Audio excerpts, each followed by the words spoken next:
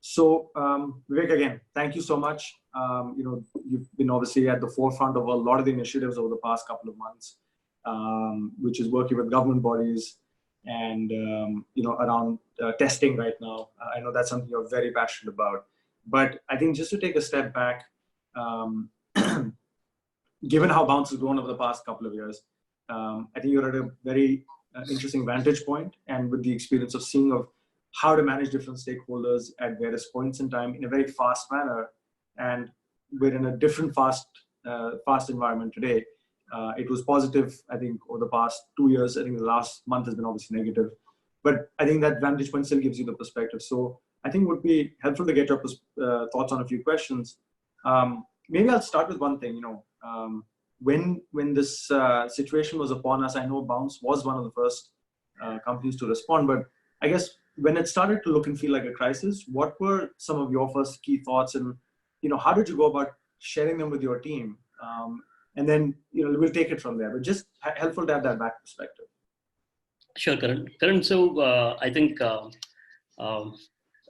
was in Boy Scout, and one of the things I've learned being part of Boy Scouts early during my school days was that be prepared. That will help you in a lot of things, right? So I think it was still the coronavirus was still in China, and early signs of it being in Europe. So we started panicking quite early.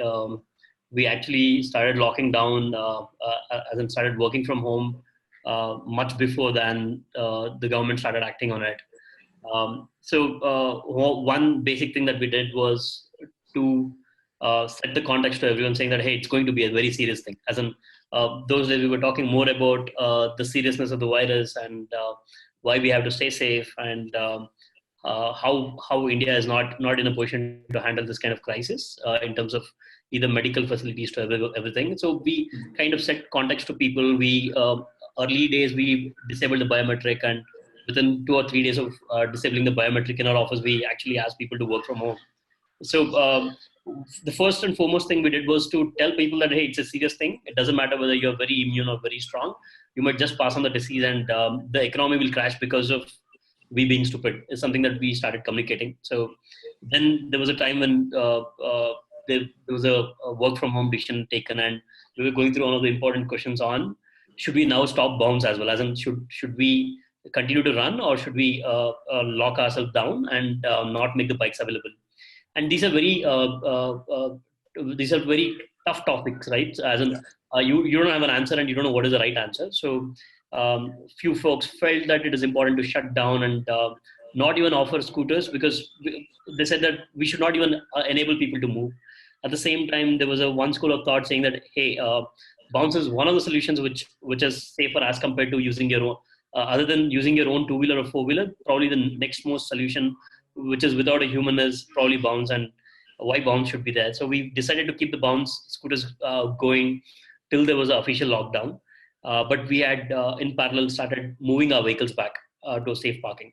So basically, we spent time more on setting the context to people, saying that, hey, this might not be a week kind of situation, but it might run for at least 2 quarters on a optimistic side, and it might last for another 1 year. So let's start thinking on what has to be done as something that we set context to everyone.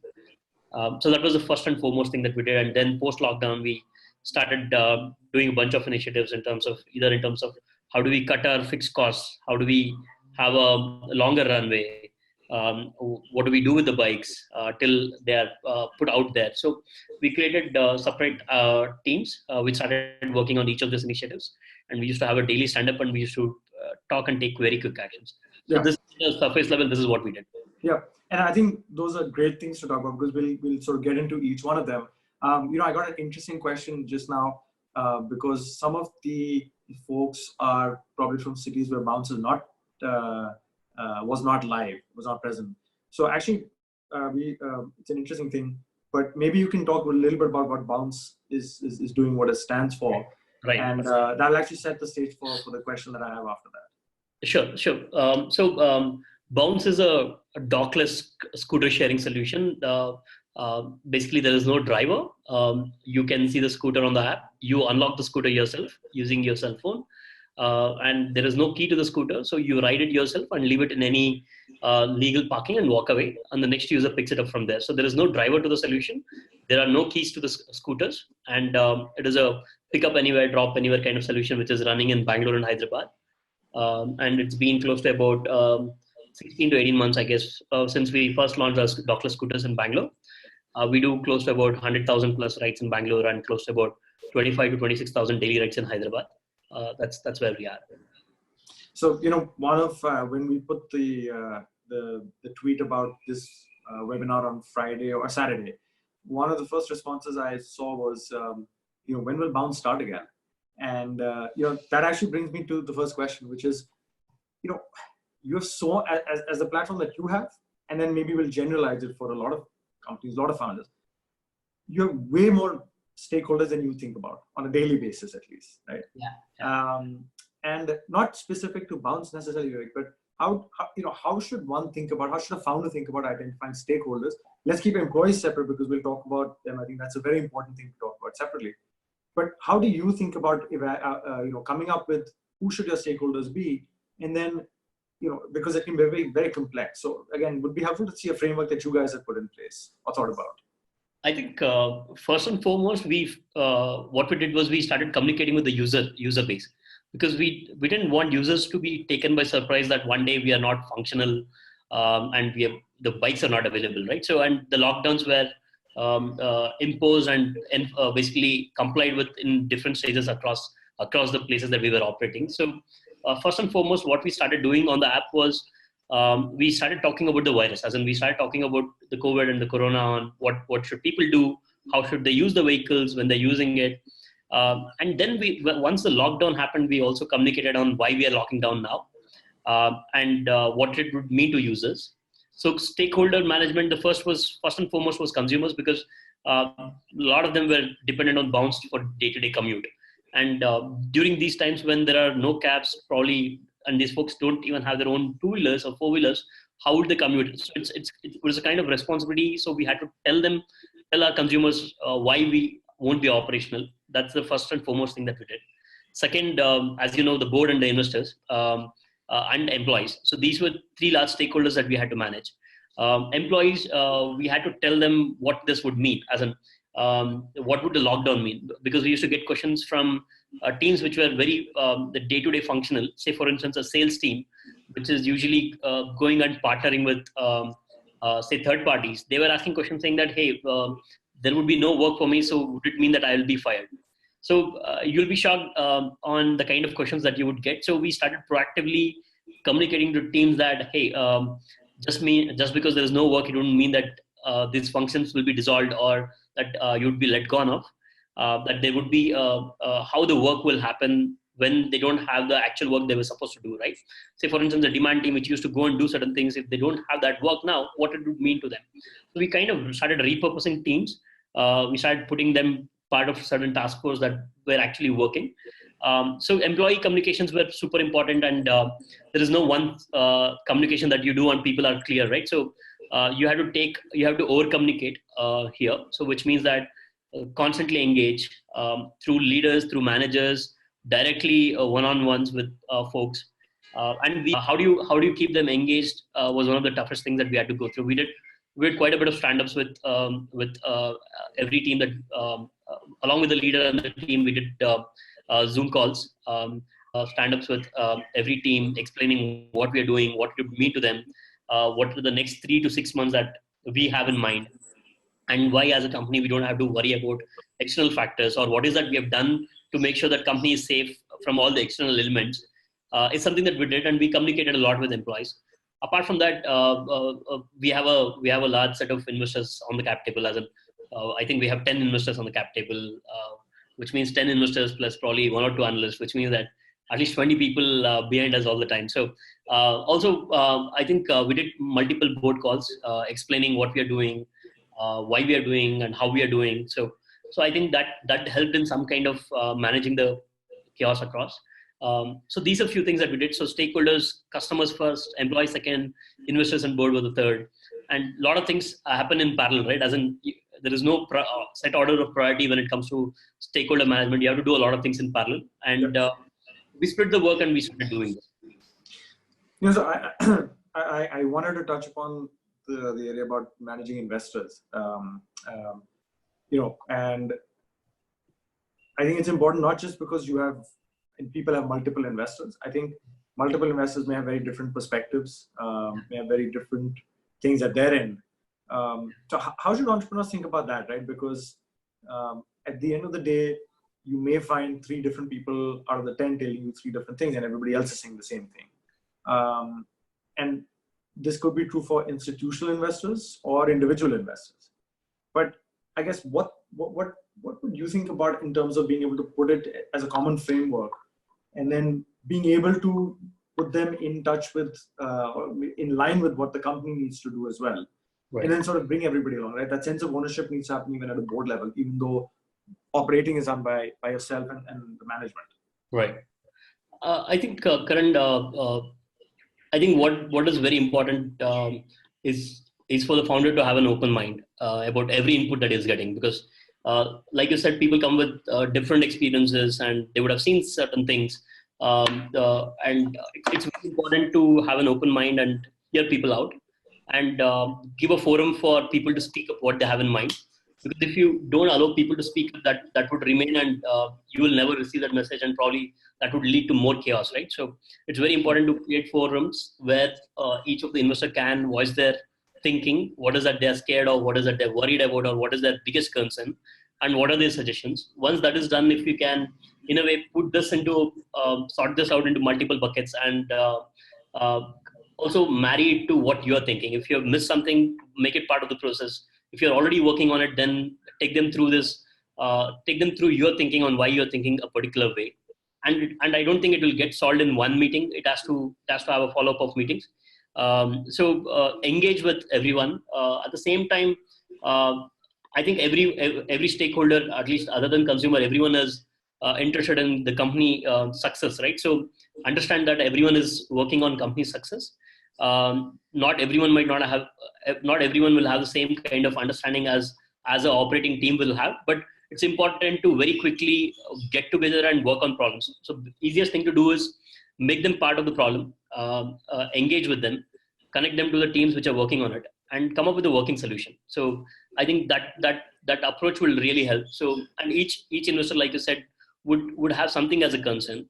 So prioritize in terms of the set of problems that you're going through, and there will always be a team internally which will be working on it. Tell your teams not to be scared that they are working with investors or anything of that sort. Set context with your teams and connect them to teams, and it would always mean that there is extra workforce which would be working with your teams, right? So have an open mind and start working is what I would say. But there is no magic bullet there. But having an open mind would really help here on both sides, as in both at the investor level and at the company's level. So have an open mind and start working on the problems. Yeah.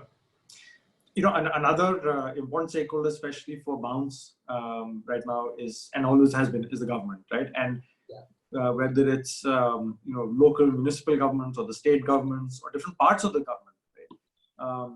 Both before the lockdown and during the lockdown and after the lockdown, I think the government is going to be an important stakeholder. So a lot of people sometimes, especially early founders in their early stages, can develop a sense of fear, right? Because it's tough to deal with the government. You don't know what to do. How have you guys dealt with the government in general, but especially over the past month or so? And then how do you see that changing or evolving as you go forward? Right. So see, the biggest challenge of working with government is that government is busy with their own work, and the kind of problems they are dealing with is much larger than we as startups at times are trying to solve, right? It's only one part of the puzzle for government. Even if we are trying to come up with massive things which can really help the government, it's one of the things that government is working on.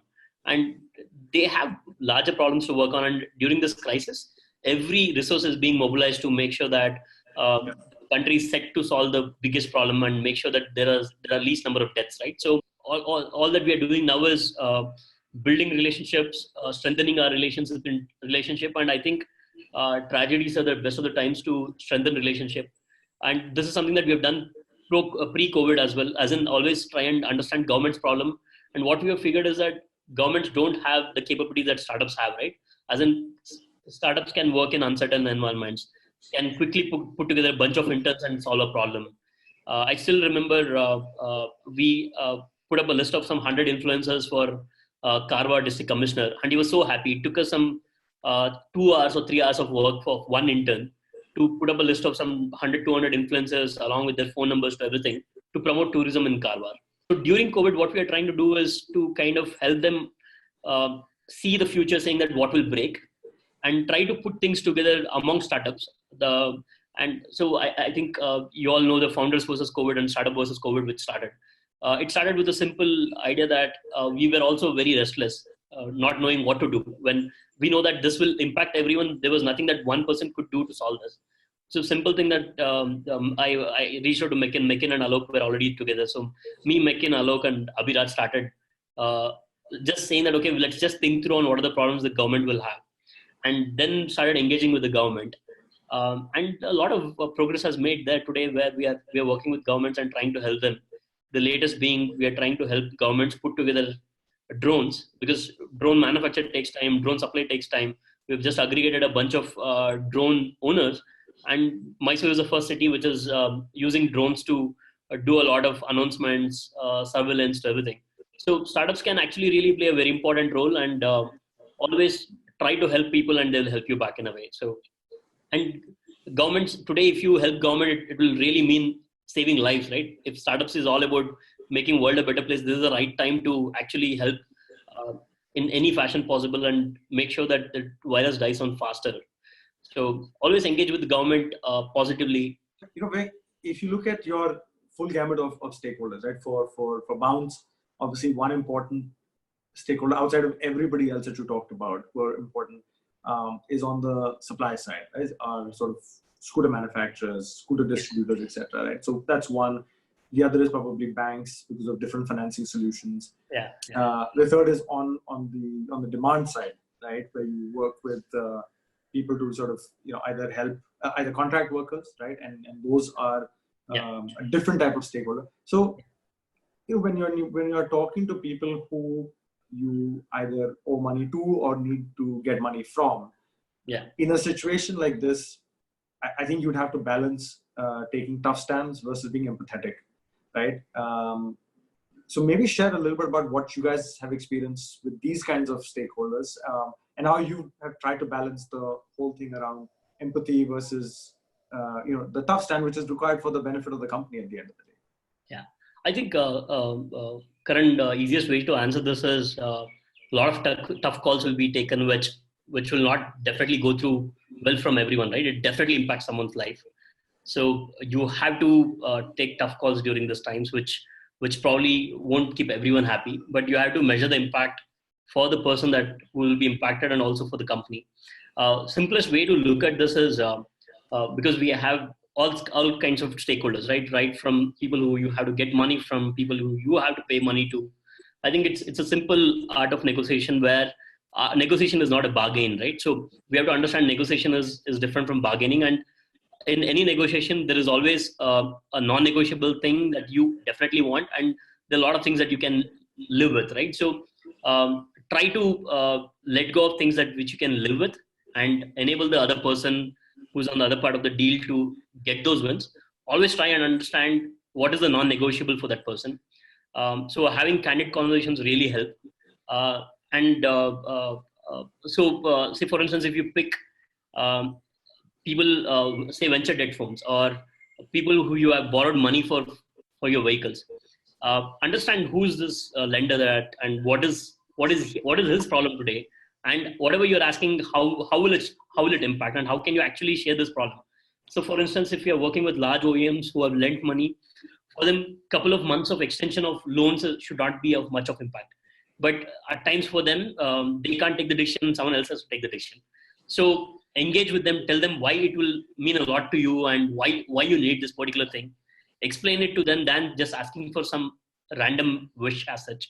And work with them together and try to take it to the approval board, where you have to again help them make the case. One there. When it comes to contract laborers, the biggest challenge for contract laborers is they are at the bottom of the pyramid and they get impacted if they are not getting paid, right? So the first and foremost thing that we did there was we ran surveys very quickly. We had a very good backend app which can talk to these folks. So one was to make sure that these guys also take the virus very seriously and don't get infected.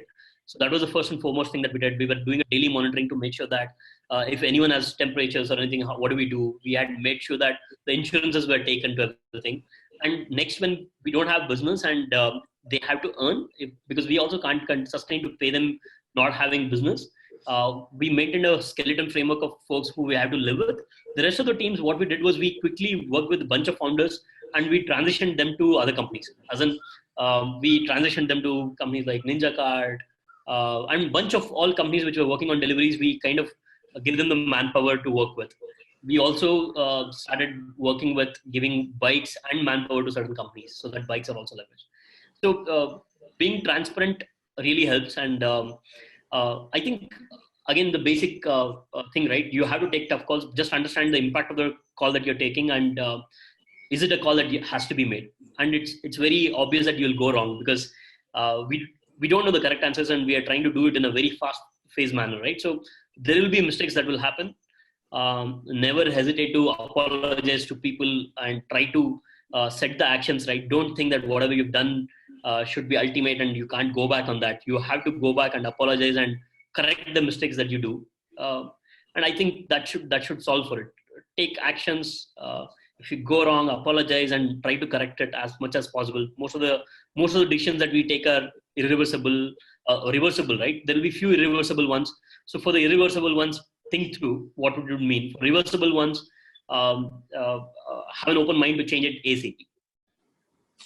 So, just going back to employees, because that's, I think, folks on the webinar have asked that question also before even. So if I have to summarize it in because there's many questions around employees and how to manage, but I think two parts. One is in this sort of an environment where everybody is remote and there is a lot of uncertainty.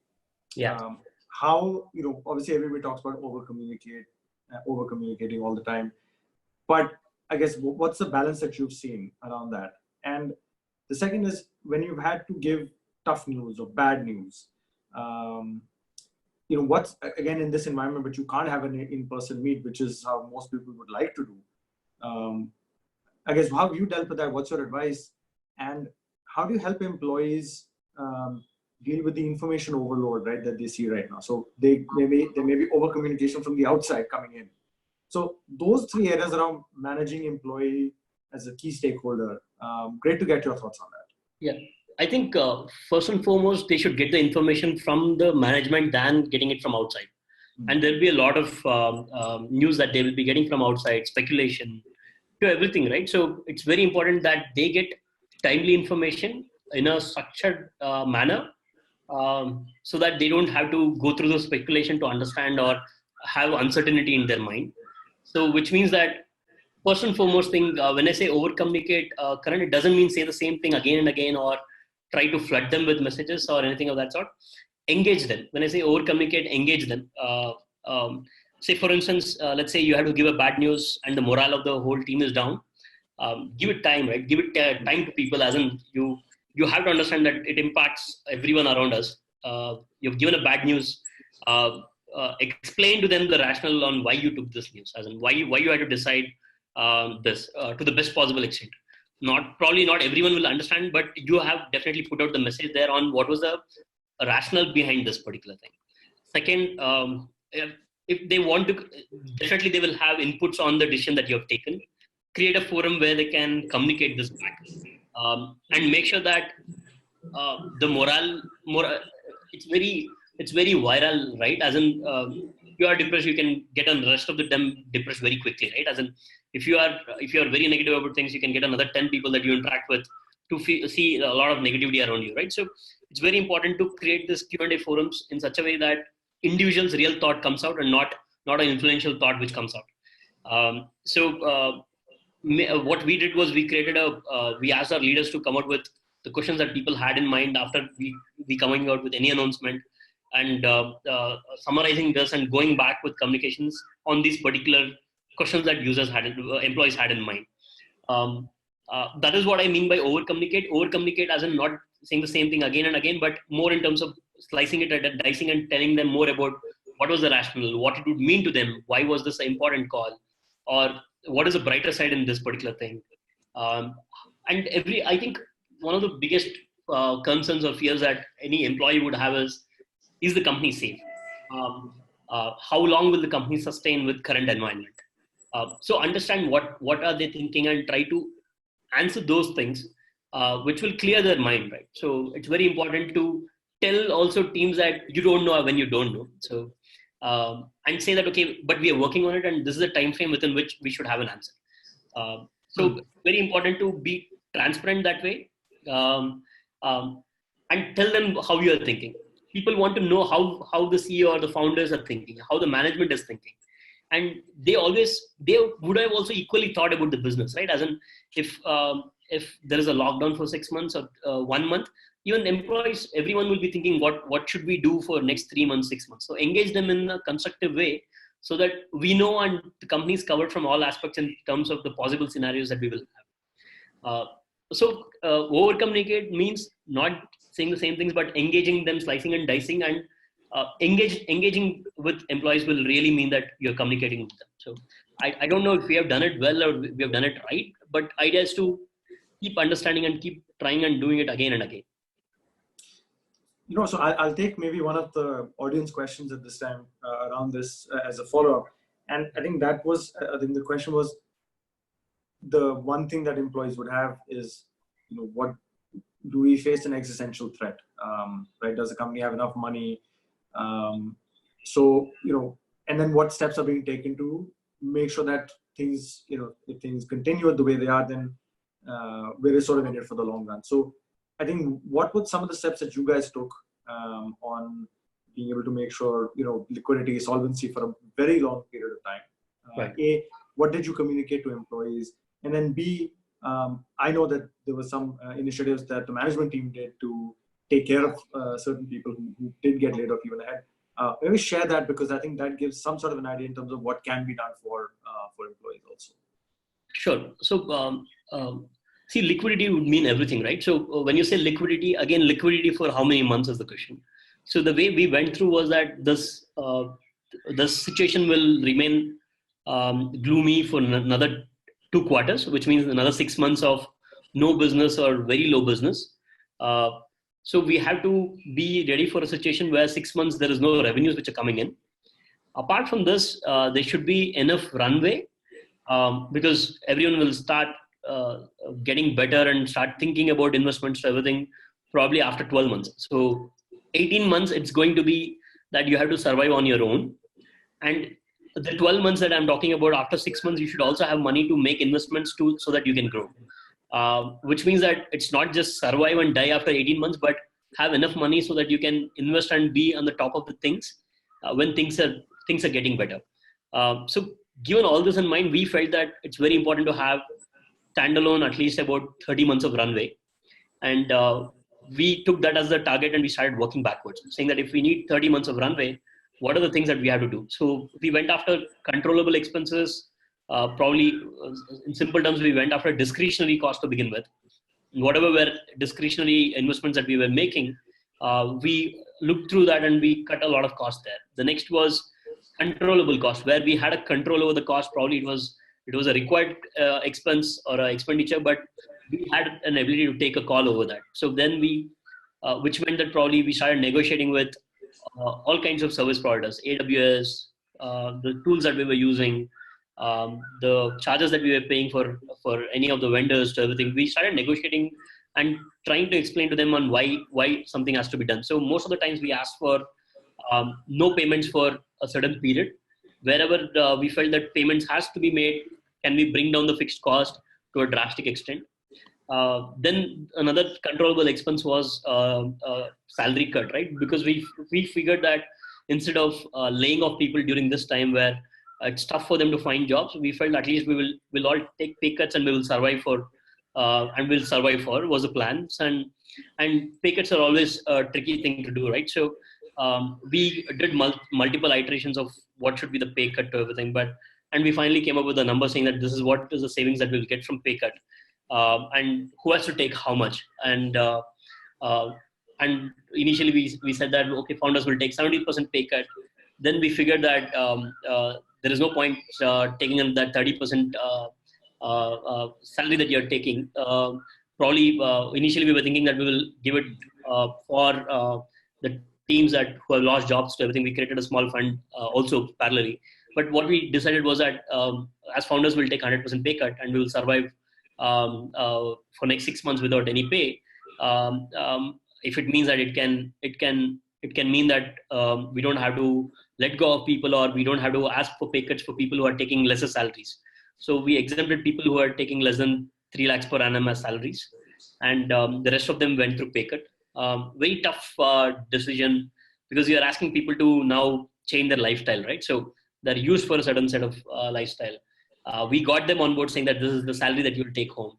Now we are asking them to take a pay cut, and a lot of questions around that. It's not an easy process, but we've done what is done. But we also see pay cuts as a reversible decision. So we can always go back and reinforce the normal pay. But this is one of the trickiest and toughest things that we have done. We were also very happy and kind of shocked to see that how many people, even while I was in the AHM announcing these things, they started messaging me and the rest of the founders saying that we are with you, don't worry. And a lot of messages that way. So this is also the time when you, this is the test, right? So the results are out now. So you will really know who you have hired, and can you really bet your life with the team that you have hired.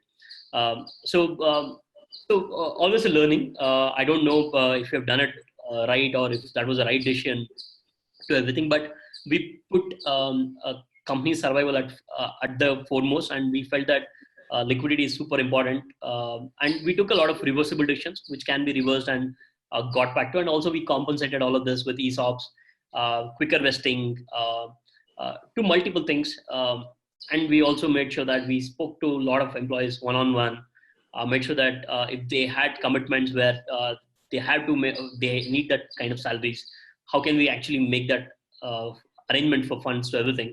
So we did a lot of work there so that the impact of pay cuts are minimized as such. But definitely there is going to be an impact from that, which we have to live with. Yeah. No, look, I think the fact that founders took a 100% pay cut sends a very clear message in terms of where where priorities lie, and the fact that it's really about maximizing the best for all stakeholders besides you guys. And I think nothing sends a clearer message. I think different people have different ways of dealing with it, but what you guys did, I think was sort of resonated very well across multiple people. And I know people even on the webinar are kind of saying that, going back to one more point, Vivek, which you talked about earlier, in terms of the bikes and the field ops. One question that I think the audience had was, how are you looking to utilize bikes which are currently idle? Are you looking to also utilize through various B2B partnerships and maybe have the fleet ops be part of that? Helpful if you can talk about that a bit also. Yeah, sure. So first and foremost, what we did was we moved most of our vehicles. Probably 98% of the bikes are in safe parking. And we had to do a lot of DRPs, right? So make sure that all the bikes are not in one place.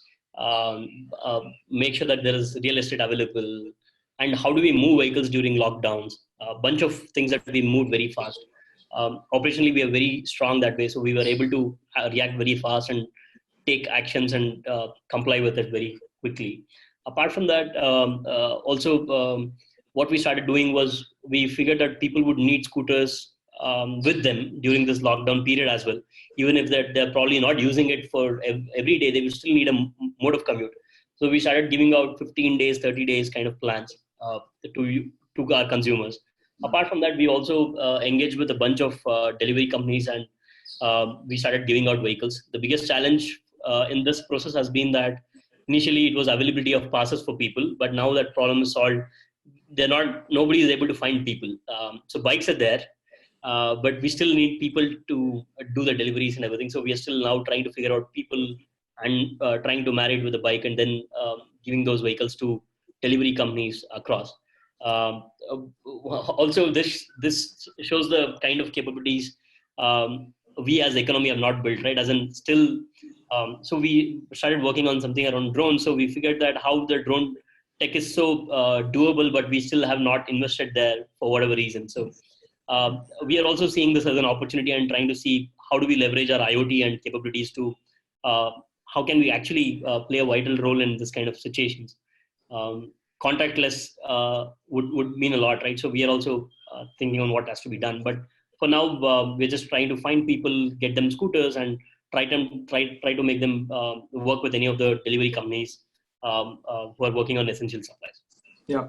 I'll combine two of the next set of questions people had, which were, what are in the sort of immediate aftermath of COVID-19.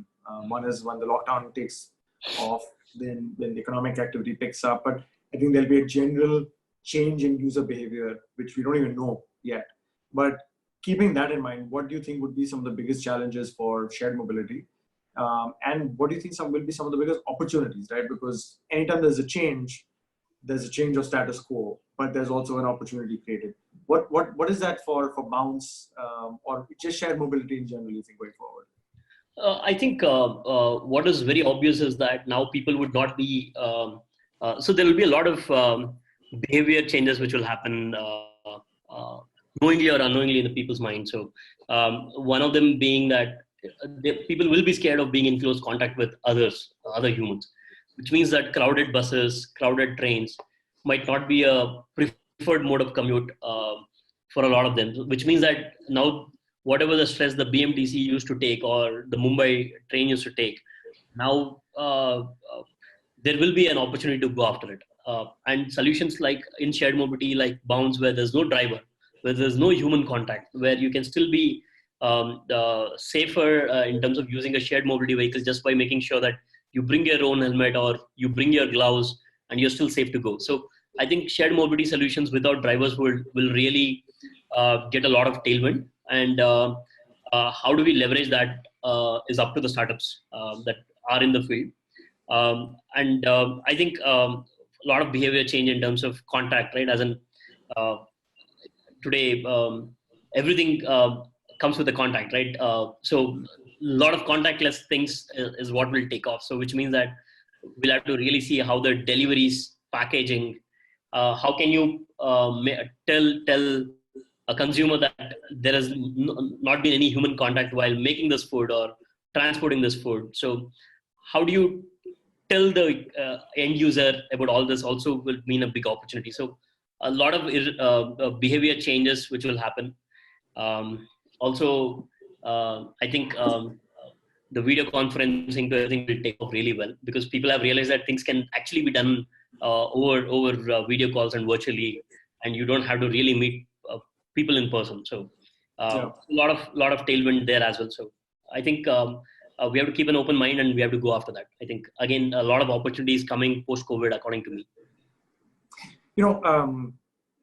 In a business like yours, where there is a lot of ops heavy part of the sort of day-to-day stuff, but there's also a huge element on stuff which you don't see, which is around the product itself, the data behind it.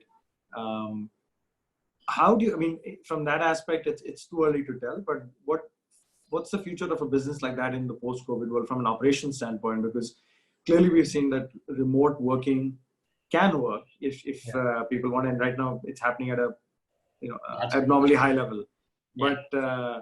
But how do you see that for a business like Bounce, right? And in that way, one of the questions folks has, how will Bounce back, both from a consumer standpoint, but also just as an operation? Yeah, I think still India is a very large economy which survives on offline businesses, right? So I think for a country with billion population, people have to move. Today, I think a lot of businesses are doing things virtually, which are probably corporate jobs and things like that. But a bunch of folks who still have to get to work every day and do things manually, right? So I think for a small company like Bounce, for the kind of impact today we have, I don't think we will have. I don't think demand will be a challenge because people will stop moving from public transport. People will stop moving from crowded trains. So which means that demand should not be a challenge. But when it comes to how do we leverage this situation is important. So will we still continue to be a scooter rental company, or will we think beyond scooters is what defines how big we can be. So a few things probably we'll also think through is that if people are staying home, which means a lot of things should come to their place. So which means that mobility or logistics will still by and large be a large outcome because of the way people behave, which means that always mobility companies and delivery companies have worked together. So I think this is another opportunity for us to see a lot of working together or coming out with new products around deliveries or working with people in the delivery industry around this. So we'll have to just have an open mind and go after things which would really mean that the companies can go after big things. Vivek, thanks a lot. Look, I just want to give you time to say if there's any sort of last thoughts you have from as a founder, last thoughts you have based on some of the things that you've been passionate about the past few weeks, being active with taking proposals to the government around remote working, testing, etc. I think it's important to share that message in light of everything else that's going on. Right. So I think all of us know that I think it's been like something we never expected, never planned for, right? That is the kind of situation which is in front of us. Probably we have seen this only in movies. And now probably a lot of things will be written on the time on how we humans react now and stay put during the situation. But the optimistic way of seeing this is that there will be a lot of opportunities coming post-COVID. And I think one of the most important qualities of humans are that humans are very resilient and they can adapt very quickly and they will always fight back. So stay optimistic. There will be a lot of second chances that we get because of the COVID thing. If there are things that you always wanted to do and you could not do in business, take this opportunity to set your business right. Yes, it is tough times. Not everyone would be sitting on cash. But there will also be a bunch of opportunities which is in front of you now, and this is the what change now aspect of the VC question that comes in, right? As in why now aspect of it. So a lot of things have changed, and there will be a lot of why now kind of thing post COVID, or even if it's a gray area post COVID, there'll be a lot of opportunities. And I think as startups, we have to leverage and make the best of the crisis, and also remember that startups are the most agile and capable bunch of folks who can impact during this COVID thing. So do your bit, be it working or spreading the message or doing whatever, engage with the local governments, see whatever you can do. Don't hesitate, and everything that you do will save a real life. So don't hesitate. So that's about it. Yeah.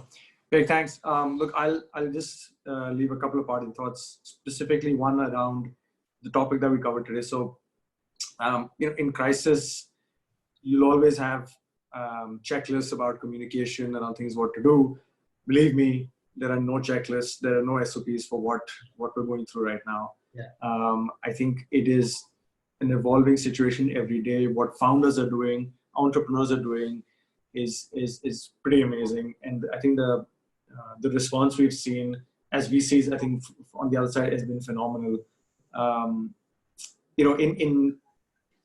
In a time like this, I think this is where sort of the test of character comes through, true leadership shines through. And I think that's kind of what we're trying to do as part of the ACT initiative, which is to put all the resources and learnings together of VCs, of founders, and really be able to share it with the broader world. And hopefully that gives a sense of that you're not alone. There are many people going through it at the same time. And there's a lot of combined learning which we can hopefully leverage. And I'd like to just, sort of last thing is, look, there is light at the end of the tunnel at some point. It's an unpredictable journey, but I think it's about managing that uncertainty. And in the topic of the discussion today, it's about managing that journey while managing our stakeholders, which will put you in a very different place than when you sort of started this journey. So please take cognizance of what Vivek said. Hopefully this session was helpful in answering some of these questions. We'll have more coming up ahead as part of this webinar series. For now, Vivek, thank you so much. It was really awesome having you, and I really think people on the session enjoyed it. and we'll have this out to a broader audience. But again, thanks so much. Thanks, Karan. Thanks everyone. Bye-bye.